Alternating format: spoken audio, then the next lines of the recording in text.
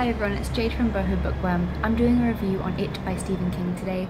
Sadly, I only gave it a 2.5-star review. Derry, Maine, 1958. Not a great place to be if you're a child. Someone or something is killing all of the town's children, and others are mysteriously disappearing.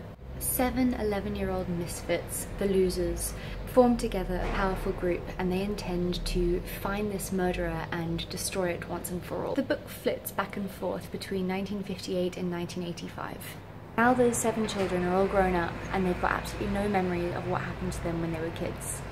They'd made a promise back in 1958 that if the murders started to happen again, they would return to their hometowns and destroy this thing once and for all. Upon their return to Derry, their memories slowly come back to them in chunks. And the story that they've forgotten as children, what happened to them in 1958, slowly unravels. As the story progresses, we learn that it can manifest into every child's worst nightmare, whether that be a werewolf, a leper, a gigantic bird, a clown, anything that it wants. And I think that part kind of ruined the horror aspect for me. I felt like the book was maybe written for a younger audience, if that makes any sense. It took away a lot of horror vibes for me, and I wasn't scared. I just felt like the entire concept was very young, but at the same time, it's written by Stephen King. It is well written, that's a given. But I do have a lot to say about this book, so settle back, make yourself a cup of tea and listen. This is such a bizarre book. It's full of all of these tiny fillers that have absolutely nothing to do with the story, and every little thing in it made me feel puzzled and uncomfortable. This book was far too long and there was a lot of backstory.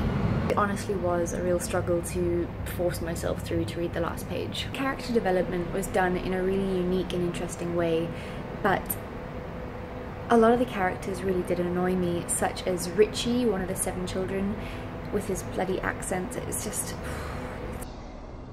His dialogue was honestly embarrassing to read. There were parts of it that were definitely enjoyable though.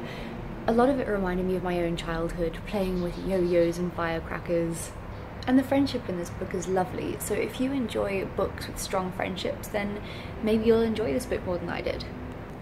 Overall though, I feel like there was a lot of pointless junk added to it when it could have been a book made into 500 pages, maybe a little bit longer than that, I don't know, but over 1,000 pages. It was just far, far too long. I'll admit it, Pennywise the clown did come and visit me for a horrible nightmare. I woke up thrashing and screaming, sweating. It wasn't pretty. So I think with a book like this, it's extremely gruesome and gory, and a lot of it made me feel quite uncomfortable while I was reading it.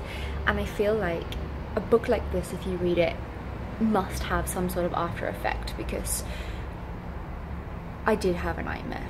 I didn't take anything away from this book, and I know a lot of people, on Goodreads especially, have loved this. I mean, this book gets 4 to 5-star reviews all over the internet, and I feel a little bit nervous that I'm giving it just a 2.5-star, but it's how I feel. I'm in no way degrading King's writing. I think his writing is beautiful and it was well written, as I've already said, but I just didn't enjoy it. Maybe I'm definitely going to try more of his work, maybe something a bit smaller, but I've heard The Shining is really good and Pet Sematary, so I'm definitely going to try pick up something else.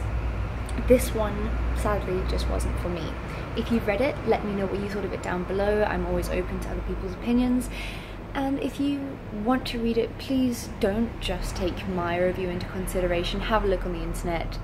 Loads of people love this book. So, yeah, have a great day further, guys. See you soon. Bye!